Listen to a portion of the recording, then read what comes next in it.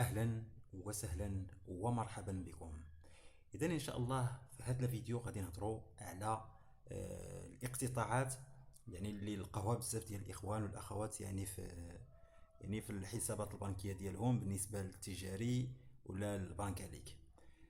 اش نشرح لكم علاش اغلبيه كيلقى هاد الاقتطاعات. كاين اللي لقى 22 درهم، كاين اللي لقى 44 66، كل واحد وشنو لقى. كاين اللي لقى كاع 100 120. اذا غادي نحاول نشرحوا شنو كتعني لي زاجيوس و بيان لي زاري دو كونط. اذا واخا زعما الاغلبيه ما دارت حتى شي اوبيراسيون، ولكن ما عارفش علاش هذا الاقتطاع. كنتمنى كل واحد فيكم يحط لي في التعليق يعني المبلغ ديال الاقتطاع اللي اقتطعوا لي. اذا شنو هو الحل باش ما يبقاوش يقتطعوا ليا هذا المبلغ ديال الاقتطاع؟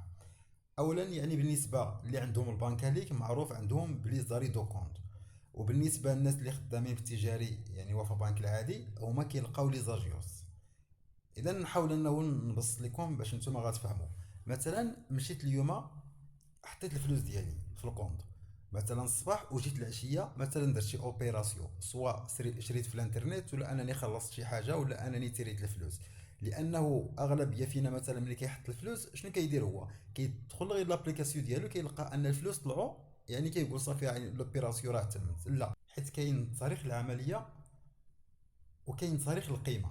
يعني الناس ما كيعرفوش هذه، يعني واخا انني حطيت الفلوس اليوم راه ما صالحاش انني نتيريهم. يعني بالنسبه للبنكه كتعتبر بحال الا هي سلفاتي. يعني مثلا نعطيك مثال، انت مثلا حطيتي 1000 درهم ومشيتي تيريتي نيشان 1000 درهم، يعني بالنسبه لهم بحال الا هما عاطينك 1000 درهم، يعني سلفوك واحد 1000 درهم. اذا كتزاد لك واحد النسبه. هذيك النسبه يعني راه كتجي في الشهر واحد، الشهر 4، الشهر 7، اذا الشهر 10 وهكذا.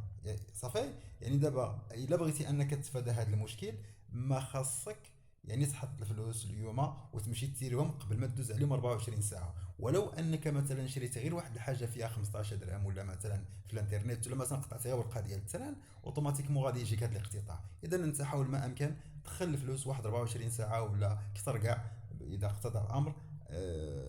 وعاد انك سير شري ولا انك تيري في لابانك، هذه الحاله ما يمكنش انه يجيك الاقتطاع. انا كنهضر عن تجربه، انا كان طرا لي واحد المشكل واحد المره. كنت حطيت الفلوس مشيت غير تيريت، يعني قطعت واحد الورقه ديال التران يعني في لابليكاسيون، وصدقت انه يعني في شهر 7 جاتني حتى انايا الاقتطاع ديال هذه.